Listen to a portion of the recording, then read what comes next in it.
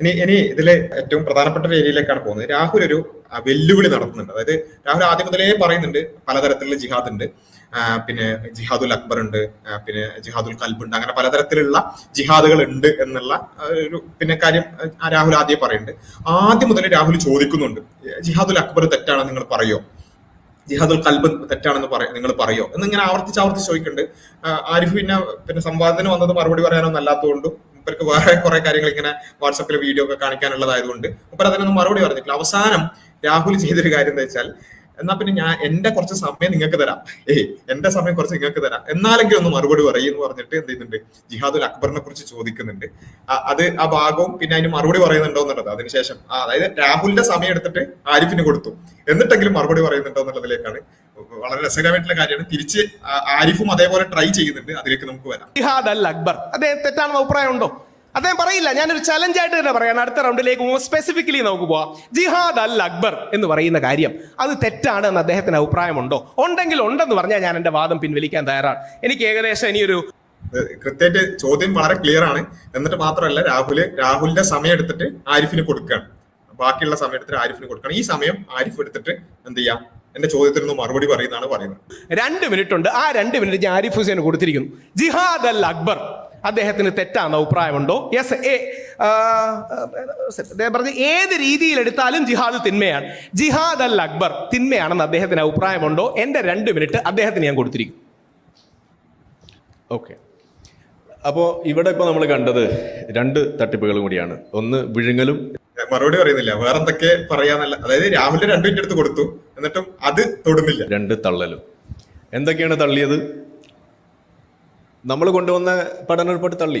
ഞാൻ അപ്പോഴേ പറഞ്ഞതാണ് തള്ളും, അത് പള്ളി പറഞ്ഞാൽ മതി, അത് രാഹുൽ പള്ളി പറഞ്ഞാൽ മതി, അത്രേ എനിക്ക് പറയാനുള്ളൂ. ഇവിടെ ആളുകൾ പഠനം നടത്തിയത് എന്താണ്? നിങ്ങൾ കൊണ്ടുവന്ന പഠനം എന്താണ്? ഇസ്ലാമിലെ ജിഹാദിനെ വെളുപ്പിക്കാനുള്ള പഠനമാണ്.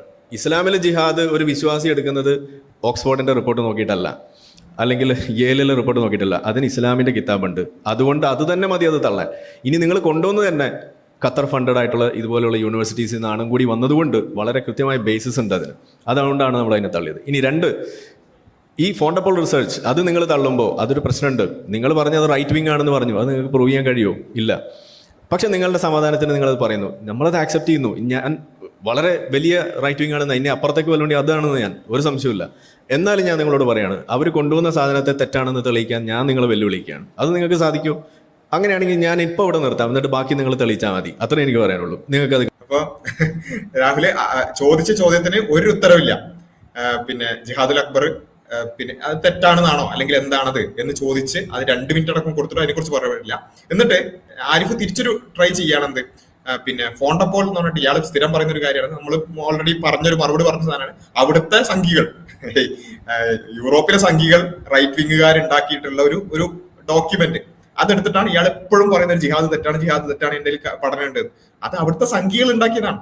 ഇവിടുത്തെ വല്ല യോഗി ആദിത്യനാഥോ അല്ലെങ്കിൽ അങ്ങനെ വല്ല നമ്മളെ ബാബു ബജ്രംഗിയോ ആരെങ്കിലും വല്ല പേപ്പർ ഉണ്ടാക്കിയാൽ നമ്മളത് ചവറ്റുകൊണ്ടിലേക്ക് ഇടും, അത്രേ ഉള്ളൂ.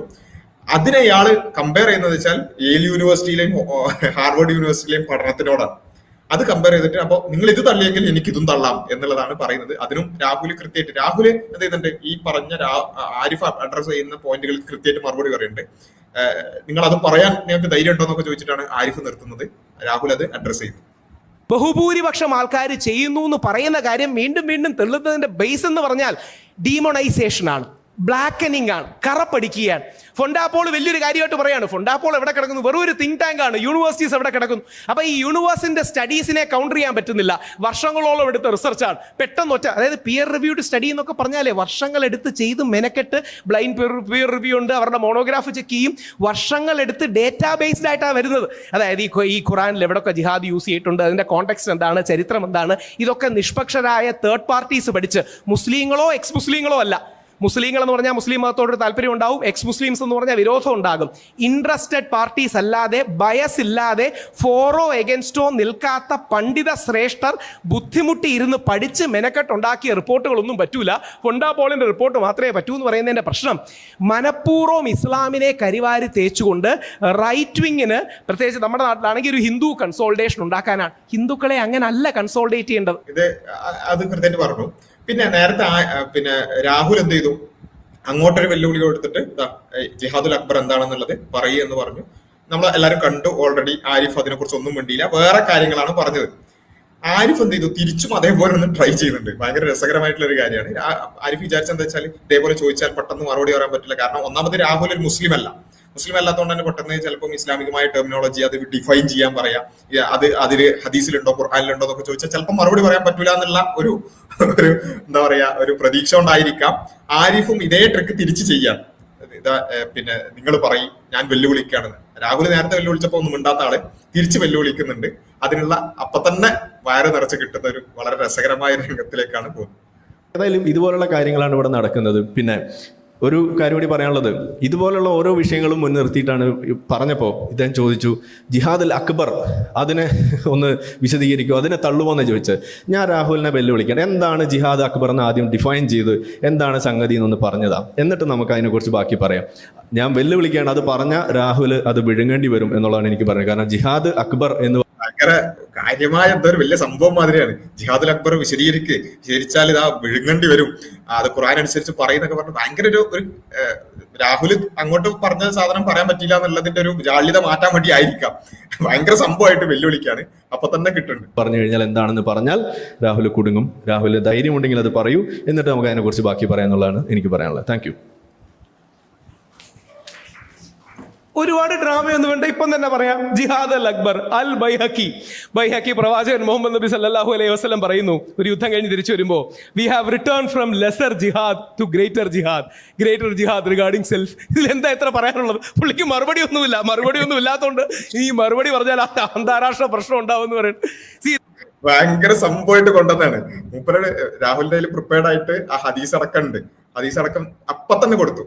ഒരു ഈവൻ മാറ്റർ ഓഫ് സെക്കൻഡ്സ് ആണ്, നേരെ എന്താ പറയാ അത്രക്കും നേരെ കിട്ടുകയാണ്. അപ്പൊ തന്നെ കൊടുത്തു. മാത്രമല്ല ഖുർആൻ അടക്കം ഉദ്ധരിക്കുന്നുണ്ട്. സംസാരിക്കുന്നുണ്ട്. അല്ല, ഈ ആരിഫ് വിചാരിച്ചെന്ന് വെച്ചാല് ഇപ്പം രാഹുലിനെ ഇങ്ങനെ മുസ്ലിങ്ങൾ ഇങ്ങനെ വളരെ മോശമായിട്ടാണ് കാണുക, ഒരു ഹിന്ദു എന്നുള്ള നിലയിൽ കാണുക എന്നൊക്കെ പറഞ്ഞിട്ട് കുറച്ചെന്തെങ്കിലുമൊക്കെ ആക്കി വിട്ട് കഴിഞ്ഞാൽ രാഹുൽ അങ്ങ് ആ രീതിയിലേക്ക് വിഷയം മാറി സംസാരിച്ച് കുറെ ഇസ്ലാമിനെ കുറ്റം പറയാനുള്ള അവസരം ഉണ്ടാക്കാന്ന് വിചാരിച്ചത്. പക്ഷെ രാഹുൽ ശരിക്കും ഒരു ഉദ്ദേശത്തോടെ തന്നെയാണ് വന്നതെന്ന് നമുക്ക് മനസ്സിലാകുന്നുണ്ട്. ആ ഒരു വിഷയത്തിൽ നിന്ന് തെന്നി മാറാതെ, എന്തൊക്കെ പ്രലോഭനങ്ങൾ ഉണ്ടായിട്ടും തെന്നി മാറാതെ വളരെ കൃത്യമായിട്ട് റിസർച്ച് നടത്തിയിട്ട് അതിന്റെ കോണ്ടെക്സ്റ്റുകൾ, ഹദീസുകൾ എല്ലാം വളരെ കൃത്യമായിട്ട് സേവ് ചെയ്തിട്ടാണ് പുള്ളി വന്നിരിക്കുന്നത് എന്നുള്ളത് നമുക്ക് ഇതിനകത്ത് മനസ്സിലാകുന്നുണ്ട്. കുറച്ച് കമന്റ്സിൽ കുറച്ച് ആൾക്കാർ അതൊന്നും കൂടി ഇടാൻ ചോദിക്കുന്നുണ്ട്. ഇത് എനിക്ക് തോന്നുന്നത് കമന്റ്സിൽ കുറെ സാഡിസ്റ്റുകൾ ഉണ്ടെന്ന് തോന്നുന്നുണ്ട്. കാരണം ഒരാൾ ഇങ്ങനെ അളിയുന്നത് കാണാൻ ഭയങ്കര ഇഷ്ടമുള്ള കുറെ ആൾക്കാരുണ്ട്. എന്തായാലും റിക്വസ്റ്റഡ് ആയതുകൊണ്ട് നമ്മൾ അതൊന്നും കൂടി ഇടാം. നിർത്തിയിട്ടാണ് പറഞ്ഞപ്പോൾ ഇദ്ദേഹം ചോദിച്ചു ജിഹാദുൽ അക്ബർ അതിനെ ഒന്ന് വിശദീകരിക്കുമോ, അതിനെ തള്ളുമോന്ന് ചോദിച്ചത്. ഞാൻ രാഹുലിനെ വെല്ലുവിളിക്കണം, എന്താണ് ജിഹാദ് അക്ബർ എന്ന് ആദ്യം ഡിഫൈൻ ചെയ്ത് എന്താണ് സംഗതി എന്നൊന്ന് പറഞ്ഞതാ, എന്നിട്ട് നമുക്ക് അതിനെക്കുറിച്ച് ബാക്കി പറയാം. ഞാൻ വെല്ലുവിളിക്കുകയാണ്, അത് പറഞ്ഞ രാഹുൽ അത് വിഴുങ്ങേണ്ടി വരും എന്നുള്ളതാണ് എനിക്ക് പറയുന്നത്. കാരണം ജിഹാദ് അക്ബർ എന്ന് പറഞ്ഞു കഴിഞ്ഞാൽ എന്താണെന്ന് പറഞ്ഞാൽ രാഹുൽ കുടുങ്ങും. രാഹുൽ ധൈര്യമുണ്ടെങ്കിൽ അത് പറയൂ, എന്നിട്ട് നമുക്ക് അതിനെക്കുറിച്ച് ബാക്കി പറയാന്നുള്ളതാണ് എനിക്ക് പറയാനുള്ളത്. Thank you. ഒരുപാട് ഡ്രാമയൊന്നും വേണ്ട, ഇപ്പം തന്നെ പറയാം. ജിഹാദ് അൽ അക്ബർ അൽ ബൈഹക്കി പ്രവാചകൻ മുഹമ്മദ് നബി സല്ലല്ലാഹു അലൈഹി വസല്ലം പറയുന്നു, ഒരു യുദ്ധം കഴിഞ്ഞ് തിരിച്ചു വരുമ്പോൾ we have return from lesser jihad to greater jihad regarding self. ഇതിലെന്താ എത്ര പറയാനുള്ളത്? പുള്ളിക്ക് മറുപടി ഒന്നും ഇല്ലാത്തതുകൊണ്ട് ഈ മറുപടി പറഞ്ഞാൽ അന്താരാഷ്ട്ര പ്രശ്നം ഉണ്ടാവും എന്ന് പറയുന്നത്. രണ്ട് എന്ന് ഓർക്കുക. ഇപ്പൊ അദ്ദേഹം പറയുന്നത് അത് ആ പരിപ്പ് അവിടെ വേവില്ല, പള്ളിയിൽ പോയി പറഞ്ഞാൽ മതി എന്നും അറിയുക. പരിഹാസം പരാജിതന്റെ ആയുധമാണ്. പരിഹാസം എന്നും പരാജിതന്റെ ആയുധമാണ്. പോയിന്റുകൾ ഇല്ലാത്തപ്പോഴാണ് ആ സാധനങ്ങൾ ചെയ്യുന്നത്. അതുകൊണ്ടാണ് ഞങ്ങൾ വിശ്വാസികൾ എപ്പോഴും ആൾക്കാരെ ബഹുമാനിക്കുന്നത്. എതിർപക്ഷത്തെ പോലും ബഹുമാനിക്കുന്നതിന്റെ റീസൺ പലപ്പോഴും മുസ്ലിങ്ങളും ഹിന്ദുക്കളും ക്രിസ്ത്യാനികളും കാര്യം അവർ പറയുന്നതെന്ന് നല്ല കാര്യങ്ങൾ ഉണ്ടെങ്കിൽ നമുക്ക് സ്വീകരിക്കാൻ കഴിയുമെന്നുള്ളതുകൊണ്ടാണ്. ഈ തെള്ളലും വിഴുങ്ങലും അദ്ദേഹത്തിന്റെ വാക്കുകളാണ്, എൻ്റെ വാക്കുകളല്ല. ആരാ ചെയ്തത്? ഞാൻ കഴിഞ്ഞ എൻ്റെ 8 മിനിറ്റ് ആയപ്പോൾ നിർത്തി പുള്ളിക്ക് 2 മിനിറ്റ് കൊടുത്തു. പുള്ളി 8 മിനിറ്റോളം സംസാരിച്ചു. ഞാൻ വളരെ സിമ്പിളായിരുന്നു ചോദിച്ചത്, ജിഹാദ് അൽ അക്ബർ നല്ലതാണോ? പുള്ളി പറയാൻ ഉത്തരം എന്താ? ജിഹാദ് അൽ അക്ബർ എന്താ ഡിഫൈൻ ചെയ്യും, എന്നിട്ട് നമുക്ക് നോക്കാം. പുള്ളിയുടെ ഡെഫിനിഷൻ പറഞ്ഞാൽ മതി. പുള്ളിക്ക് പെട്ടെന്നൊരു ഉത്തരം കിട്ടിയില്ല, അപ്പം കുറച്ചുകൂടെ ടൈം വേണം. ഈ 8 മിനിറ്റിനുള്ളിൽ പുള്ളിക്ക് ഒരു ഉത്തരം കണ്ടെത്താൻ കഴിഞ്ഞിട്ടില്ല. അപ്പോൾ നിങ്ങളൊരു കാര്യം ചെയ്യും, വേറെ എന്തെങ്കിലും പറ, ആ ഡിഫൈൻ ചെയ്യുമ്പോൾ ഞാൻ പറയാം. എന്തർത്ഥമാണ് ഇത്? നിങ്ങൾ ആലോചിച്ച് പോകുക. ജിഹാദ് അൽ അക്ബർ എന്ന് പറഞ്ഞാൽ എന്താ? ഗ്രേറ്റർ ജിഹാദ്. ഒരാളുടെ ആത്മാവിനുള്ളിലെ, മനസ്സിനുള്ളിലെ, അവൻ്റെ ജീവിതത്തിലെ അല്ലെങ്കിൽ അവൻ സ്വയം ഉണ്ടാകുന്ന നെഗറ്റീവുകളെ അവൻ അതിജീവിക്കുക. Self improvement, self discovery. ഒരുത്തൻ സർവ്വലോകം നേടുകയും അവൻ്റെ സ്വന്തം ആത്മാവിനെ നഷ്ടപ്പെടുത്തുകയും ചെയ്തിട്ട് എന്ത് കാര്യം എന്ന് പരിശുദ്ധ ബൈബിളിൽ പറയുന്നത് പോലെ നമ്മൾ നമ്മുടെ ആത്മാവിനെ ജയിക്കുക. ഇത് നല്ലതാണോ ഇല്ലയോ എന്ന് പുള്ളിക്ക് അറിയാൻ നല്ലതാണെന്ന്, പക്ഷെ നല്ലതാണെന്ന് സമ്മതിക്കാൻ ഒരു മടി. സമ്മതിച്ചു കഴിഞ്ഞാൽ പുള്ളിയുടെ ഈ ഹാർഡ് ലൈൻ പൊസിഷൻ തകർന്നു വീഴും. ഇത്രയേ ഉള്ളൂ വിഷയം, വേറെ ഒന്നുമില്ല. ഞാൻ എന്തായാലും ഇത് ഡിഫൈൻ ചെയ്തല്ലോ, പുള്ളിക്ക് അടുത്ത കിട്ടുന്ന സമയത്ത് പറയണം, നിങ്ങൾ ഓർപ്പിച്ചോണം. ജിഹാദ് അൽ അക്ബർ നല്ലതാണോ ചീത്തയാണോ എന്ന് ഞാൻ ഡിഫൈൻ ചെയ്തു, എക്സ്പ്ലെയിൻ ചെയ്തു, മീനിങ് പറഞ്ഞു.